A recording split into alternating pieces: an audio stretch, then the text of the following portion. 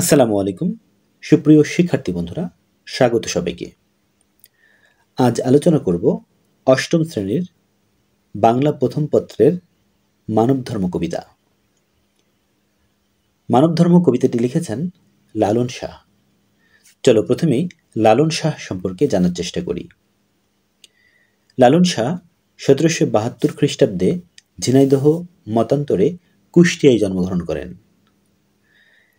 তিনি মানবতাবাদী মরমী কবি হিসেবে পরিচিত। তিনি সাধক সিরাজ শাহী বা সিরাজ শাহীর শিষ্যত্ব গ্রহণ করার পর লালন শাহী বা লালন শাহ নামে পরিচিতি অর্জন করেন। বিভিন্ন গানে তিনি নিজেকে ফকিরের লালন হিসেবে উল্লেখ করেছেন। প্রাতিষ্ঠানিক বিদ্যালাভ না করলেও নিজের চিন্তা ও সাধনায় তিনি হিন্দু এবং মুসলমানদের ধর্মীয় শাস্ত্র সম্পর্কে বিশেষ জ্ঞান অর্জন করেন। এই জ্ঞানের সঙ্গে নিজের অভিজ্ঞতা ও উপলব্ধির মিলনে তিনি নতুন এক দর্শন প্রচার করেন। গানের মধ্য দিয়ে তাঁর এই দর্শন প্রকাশ পেয়েছে। আধ্যাত্মভাব ও মরমী রস ব্যঞ্জনা তাঁর গানের বিশেষ বৈশিষ্ট্য। তিনি সহস্রাধিক গান সৃষ্টি করেন।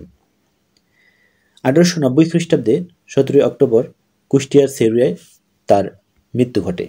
মানবধর্ম কবিতার মূল ভাব। মানবধর্ম কবিতায় লালন ফকির মানুষের জাত পরিচয় নিয়ে প্রশ্ন উত্থাপন করেছেন। নিজে কোনো ধর্মের বা জাতের এমন প্রশ্ন লালন সম্পর্কে আগেও ছিল, এখনো আছে।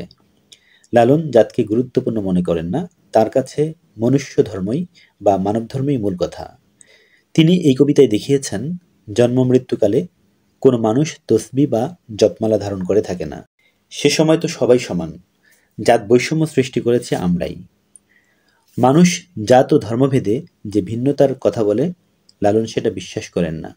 এই পাঠের মাধ্যমে ধর্ম বা সম্প্রদায়গত পরিচিতির চেয়ে মানুষ হিসেবে পরিচয়টাই বড় করে দেখানো হয়েছে।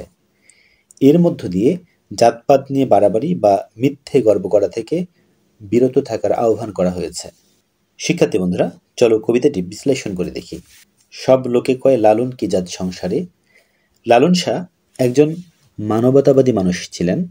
তিনি কোনো বিশেষ ধর্মের প্রতি বা জাতের প্রতি গুরুত্ব না দিয়ে মানব ধর্মকে গুরুত্ব দিয়েছেন। সব মানুষকে সমানভাবে দেখেছেন। মানুষের মানুষ পরিচয়কে বড় করে দেখেছেন।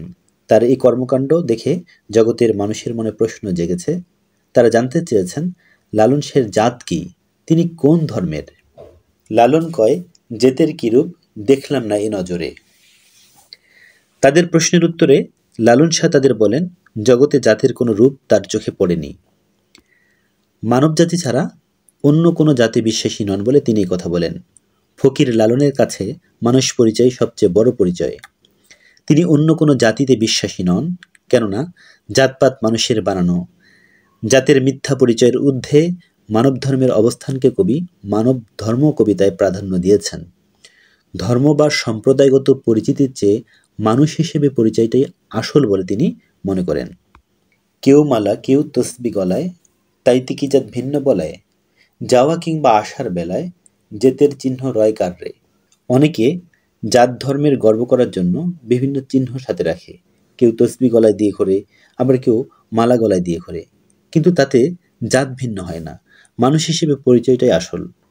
যতই জাত বা ধর্ম নিয়ে বাড়াবাড়ি করুক না কেন, জন্ম ও মৃত্যুর সময় মানুষ পরিচয়টাই বহাল থাকে। জাতিভেদের চিহ্ন সাথে নিয়ে কারো জন্ম মৃত্যু হয় না। শুধু পৃথিবীতে অবস্থানকালে মানুষ নিজের জাত পরিচয়কে দৃশ্যমান করতেই এসব চিহ্ন পরিধান করে থাকে। গর্তে গেলে কূপ জল কয়, গঙ্গায় গেলে গঙ্গা জল হয়।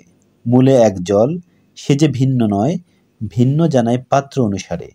তিনি জলের উপমা দিয়ে মানুষে মানুষে অভিন্নতার বিষয়টি তুলে ধরেন। তিনি দেখিয়েছেন যে জলের কোনো নাম নেই, বর্ণ নেই, পাত্র অনুসারে সেটির নামকরণ করা হয়। গর্তে থাকা জলকে আমরা সবাই কূপ জল বলি, আবার এই জল যখন গঙ্গায় যায় তখন তা গঙ্গা জল নামে ধারণ করে। অর্থাৎ বিভিন্ন জাত বিভাজন সৃষ্টি করলেও মূলে আমরা মানুষ। এর মধ্য দিয়ে তিনি তার মানবতার বাণী মূর্ত করে তোলেন।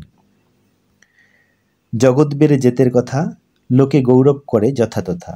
লালন সে জেতের ফাতা, বিকিয়েছে সাত বাজারে। পৃথিবীতে মানুষ জাত ধর্মের গৌরব করে বেড়ায়। লালন মানুষের জাত ধর্মের মিথ্যা অহংকারকে গুরুত্বহীন মনে করেন। লালন শাহ পার্থিব ধর্ম ত্যাগ করে মানব ধর্মে নিজেকে নিয়োজিত করেছেন। তার কাছে জাত ধর্ম বড় কথা নয়, মানুষের সবচেয়ে বড় পরিচয় তার মনুষ্যত্ব, আর এ বিশ্বাসেই লালন নিজেকে জাত ধর্ম থেকে বিচ্ছিন্ন করে মানবের পথে চালিত করেছেন। শিক্ষার্থী বন্ধুরা, আশা করি বুঝতে পেরেছ। তোমরা পরবর্তী ভিডিওগুলো পাওয়ার জন্য চ্যানেলটি সাবস্ক্রাইব করে বেল বাটনে ক্লিক করে রাখো। লাইক, কমেন্ট, শেয়ার করতে ভুলো না কিন্তু। ধন্যবাদ সবাইকে।